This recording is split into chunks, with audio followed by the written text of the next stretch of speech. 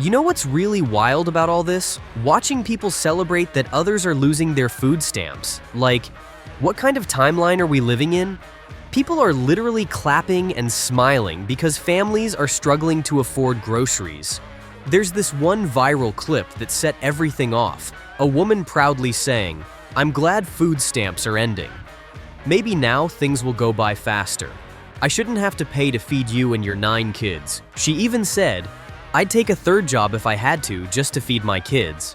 What are you doing besides complaining on the internet? And that right there, that smug tone, that lack of empathy, that's the problem. People who don't understand poverty but love to moralize about it. People who think being broke is a personal failure instead of the result of decades of policy and corporate greed. But this time, someone decided to clap back, and not just anyone. Katt Williams. Yeah, that Katt Williams. He's trending again, and not for roasting another comedian or exposing Hollywood. He's trending because he's going off on these so-called Karens who are out here laughing at black women losing food aid. Now, here's where it gets really ugly. Ever since the news broke that Trump's team is moving to cut federal food assistance, social media has been flooded with videos of white women saying stuff like, "Good! Get a job! I don't want to pay for your kids." And 9 times out of 10, the video they're reacting to shows a black woman talking about losing benefits. But here's what these people clearly don't know, or don't want to know. Most SNAP recipients are white, period. That's not opinion, that's fact. Roughly 37% of recipients are white, while 26% are black. The rest are Hispanic, Asian, Native American, or multiracial. Yet somehow, the face of welfare in America always ends up being a black mother. Let's be honest, it's not a coincidence, it's narrative engineering. The media and politicians have been using that image for decades because it fuels racial division and distracts people from the real issue, that poverty doesn't discriminate. Now, let's talk about the real stakes here. Starting in November 2025, millions of Americans could lose their food aid benefits, and not because the country ran out of money. It's because Congress hasn't approved funding for the SNAP program. They're holding it hostage. But here's what Republicans aren't telling you. The USDA could legally use emergency funds to keep benefits running during the shutdown. Their own official plan says funds are guaranteed for program operations. They're just choosing not to use them. And that choice means millions of people, seniors, children, veterans, and working families, might not be able to eat. So let's break this down with numbers. SNAP supports 42 million Americans. That's about 1 in every 8 people. Nearly 40% of those are children. Another large portion are disabled individuals, elderly citizens, or working adults earning so little that they still qualify for help. And to the people saying they should just get a job, most already have one. Many SNAP recipients are the same people stocking your grocery shelves, cooking your food, and delivering your Amazon packages. They're working, but still can't survive. And when benefits disappear, it doesn't just hurt the poor, it creates ripple effects that hit everyone. Every dollar spent through SNAP generates about $1.50 in economic activity. So when that money disappears, stores make less, suppliers make less, and prices go up for everyone. It's not a lazy people problem, it's a national economic crisis. Now, while all this is happening, fake AI videos of black women crying about losing benefits are flooding TikTok and X. Millions of views, fake faces, fake voices, made to look real, and all designed to make you feel angry or superior. It's digital racism, mass-produced for clicks and outrage. And those fake clips fuel real-life hatred.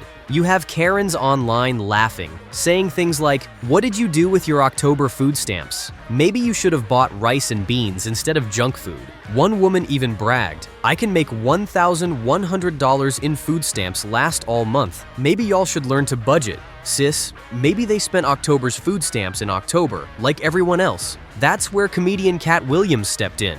And listen, when Katt speaks, people listen. He said, "Ain't coming for black women though. You just make yourself look stupid." The black woman is the most educated person in the United States by 27%. She got SNAP, EBT, and a degree, homie. He's not wrong.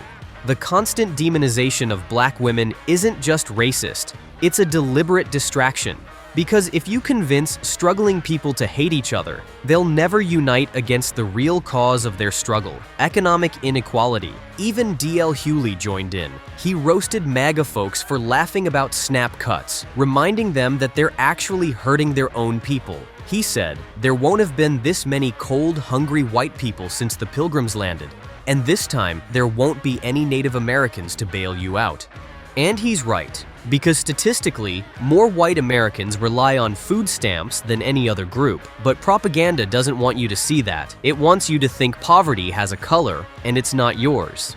Let's zoom out. The US is one of the richest countries on Earth. We rank first in total GDP, yet 47 million Americans, including 14 million kids, live with food insecurity. At the same time, 92 billionaires control $6.8 trillion in wealth. That's more than enough to end hunger many times over. So no, this isn't about handouts. It's about a system where greed is prioritized over human life. And it's not just the government. Conservative influencers are jumping in too. One Trump-aligned lawyer, Mike Davis, actually tweeted, "We should only help people who can't help themselves. It's outrageous 40 million people get food stamps. Get off your fat ghetto ass. Get a job. Stop reproducing. Change your culture." We don't even have to guess who he's talking about.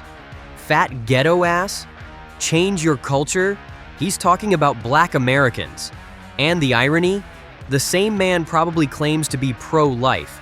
So here's the real takeaway. Cutting SNAP doesn't just take food off someone's table. It fuels racial division. It convinces working-class white people that they're morally superior while suffering from the same struggles. It's all smoke and mirrors, a political play to keep the poor fighting among themselves. Because here's what they don't want. They don't want poor black, white, and brown families realizing they're on the same side, that they're all being robbed by the same elite class. Because if that ever happened, if people ever united instead of blaming each other, the entire system would have to change. So maybe the question isn't, who deserves help? Maybe it's, why does the richest country on earth keep making people beg for food? And as one person on X perfectly said, let November roll around, and when those poor white folks don't get their SNAP, we'll find out how hungry you have to be before you stop being racist. That line hits different, because hunger doesn't care about your politics. It doesn't care about your skin color or your vote. It's the great equalizer. So while these online Karens are celebrating that others are losing benefits, they might want to look around, because the system they're cheering for is coming for them next. And that's why Katt Williams went off. This wasn't comedy, it was truth wrapped in humor. Because at the end of the day, no matter who you are, when people start starving, jokes stop being funny real quick. So what do you think? Is this just political chaos or something deeper? An intentional divide and conquer move to keep Americans fighting while the rich keep eating? Drop your thoughts in the comments, y'all, because if we don't start talking about it, they'll make sure we never stop fighting each other long enough to notice who's holding the feast.